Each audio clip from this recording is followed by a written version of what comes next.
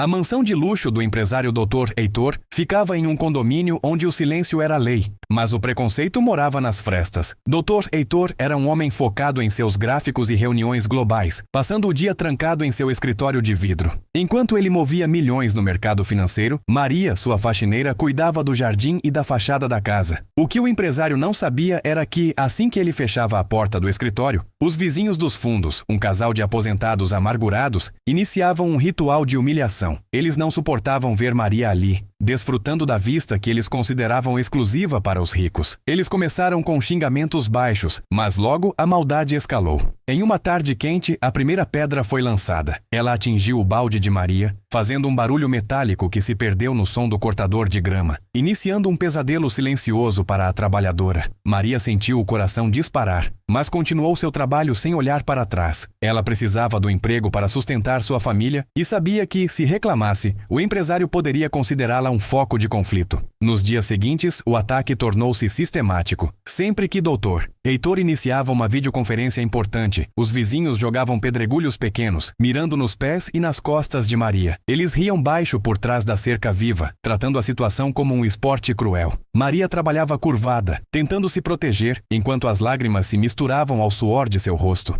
Ela não entendia por que tanto ódio, mas o medo de perder a única fonte de renda a mantinha calada. O empresário, do outro lado do vidro triplo à prova de som, via apenas uma funcionária dedicada cuidando das plantas, sem imaginar que uma chuva de pedras e humilhação ocorria a poucos metros dele. A crueldade dos vizinhos não tinha limites. Eles começaram a usar pedras maiores, e uma delas acabou cortando o braço de Maria. Ela escondeu o ferimento sob a manga comprida do uniforme, mesmo sob o sol escaldante. Os vizinhos sentiam-se poderosos, acreditando que a invisibilidade social de Maria os protegia de qualquer consequência. Eles comentavam entre si que estavam limpando a vizinhança de gente que não pertencia ao lugar. Maria, em sua simplicidade, começou a recolher as pedras que eram jogadas. Ela não as jogava de volta. Ela as guardava em um saco de estopa que escondia atrás da casinha de ferramentas. Cada pedra guardada era um registro de uma dor que ela não podia gritar. Ela esperava que de alguma forma o destino fizesse justiça, mas as agressões só pioravam conforme os dias passavam, e o empresário permanecia alheio em seu mundo de números. Certa manhã, Dr. Heitor precisou sair do escritório para buscar um documento no carro. Por um breve momento, ele ouviu um estalo seco e o grito abafado de Maria. Ele parou e olhou pela janela lateral, mas os vizinhos foram rápidos e se esconderam. Ele notou que Maria estava agachada, segurando o ombro, mas quando ele perguntou se estava tudo bem, ela apenas sorriu com tristeza e disse que tinha tropeçado. Heitor, embora focado nos negócios, não era um homem mau, apenas desatento. Algo na expressão de Maria o incomodou.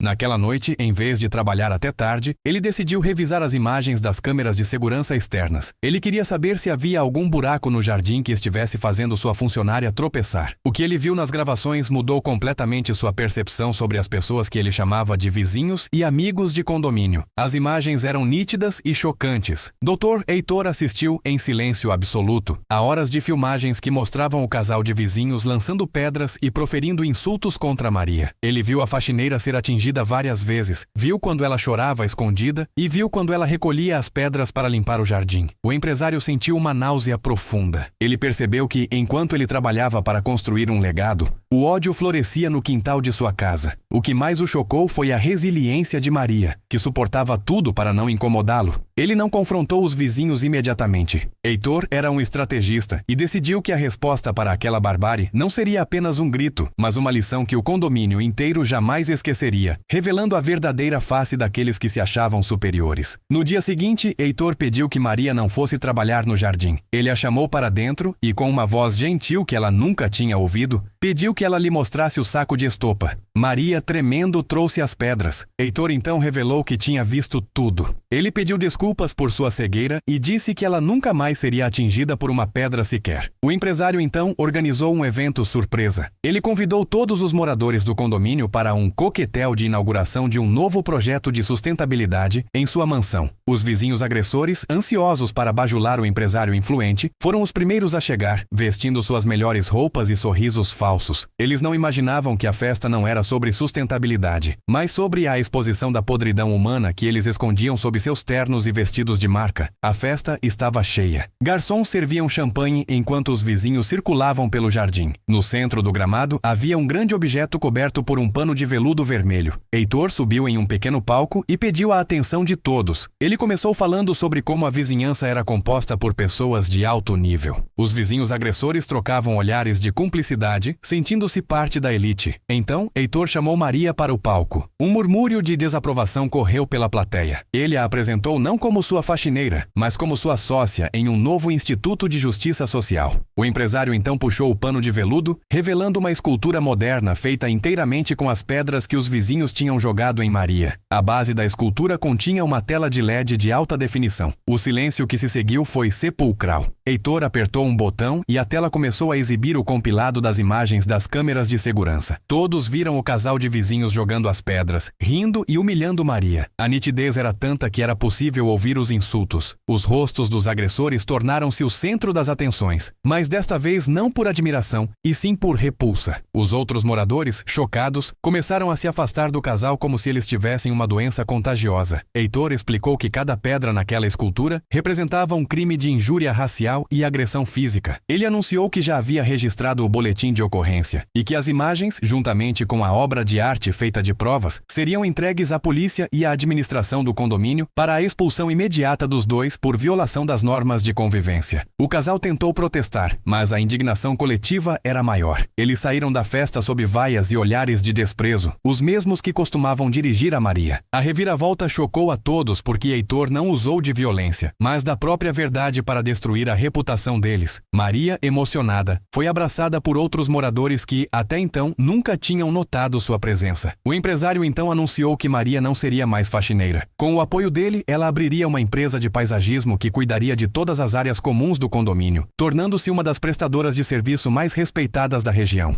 A escultura de pedras permaneceu no jardim de Heitor por um tempo, servindo como um monumento à dignidade humana e um aviso de que ninguém é invisível aos olhos da justiça. O desfecho daquela noite foi apenas o começo. O casal de vizinhos foi processado e condenado a pagar uma indenização vultosa a Maria. Com o valor, ela comprou uma casa própria e investiu na educação de seus filhos. Heitor aprendeu que o sucesso de um homem não se mede apenas pelo que ele constrói em seu escritório, mas pelo que ele permite que aconteça em seu entorno. A mansão tornou-se um símbolo de integração, e o muro que antes separava classes sociais tornou-se uma ponte para o respeito mútuo. A história da faxineira que guardava as pedras que lhe jogavam tornou-se uma lenda urbana no condomínio, mudando para sempre a cultura de isolamento e arrogância que reinava naquele lugar. O final chocou todos, não pelo castigo, mas pela forma como a dor foi transformada em arte e vitória. Anos depois, as pessoas ainda comentavam sobre a festa das pedras. O condomínio nunca mais foi o mesmo. Os novos moradores eram recebidos com palestras sobre respeito e inclusão. Maria, agora uma empresária de sucesso, frequentemente era vista conversando com o Dr. Heitor, não como patroa e empregado, mas como dois amigos que compartilharam uma lição de vida profunda. Os vizinhos agressores desapareceram da cidade, consumidos pela vergonha e pelos custos dos processos judiciais. Eles aprenderam que pedras podem quebrar vidros, mas a verdade pode quebrar impérios construídos sobre a soberba. Maria guardou uma pequena pedra daquela escultura em sua mesa de escritório, um lembrete constante de que a resiliência é a forma mais poderosa de resistência contra o mal. A escultura original foi doada para um museu de direitos humanos, onde a história de Maria inspirou milhares de visitantes. Heitor continuou sendo um empresário de sucesso, mas agora dedicava metade de seu tempo a causas sociais. Ele percebeu que a verdadeira inteligência nos negócios inclui a empatia e o cuidado com as pessoas que fazem a engrenagem funcionar. A imagem de Maria chorando no jardim foi substituída pela imagem dela liderando sua equipe de paisagistas, transformando jardins áridos em oásis de beleza. O choque final daquela noite de coquetel foi a semente de uma nova consciência social, que floresceu onde antes só havia pedras e ódio. A verdade prevaleceu, e a justiça foi feita de uma maneira que nenhuma pedra poderia jamais destruir. A repercussão do caso chegou às redes sociais, onde o vídeo da festa viralizou, acumulando milhões de visualizações. O exemplo de Dr. Heitor foi seguido por outros empresários que passaram a olhar com mais atenção para o bem-estar de seus colaboradores domésticos. Maria tornou-se palestrante, compartilhando sua jornada de como transformar a agressão em motivação. Ela sempre dizia que não guardou as pedras por ódio, mas para ter certeza de que a história não seria esquecida ou negada. A transparência trazida pelas câmeras de Heitor tornou-se um marco jurídico, facilitando a condenação de outros casos de assédio e maus tratos no país. A faxineira, que um dia foi alvo de pedras, agora era o alicerce de um movimento que protegia milhares de outras mulheres em situações semelhantes. Na última cena do vídeo, Maria caminha pelo jardim da mansão de Heitor, agora como uma convidada de honra para um café. Eles olham para o lugar onde a escultura ficava e sorriem. A paz que reina no lugar é genuína. Não há mais pedras voando, apenas o som dos pássaros e o vento nas árvores que ela mesma ajudou a plantar.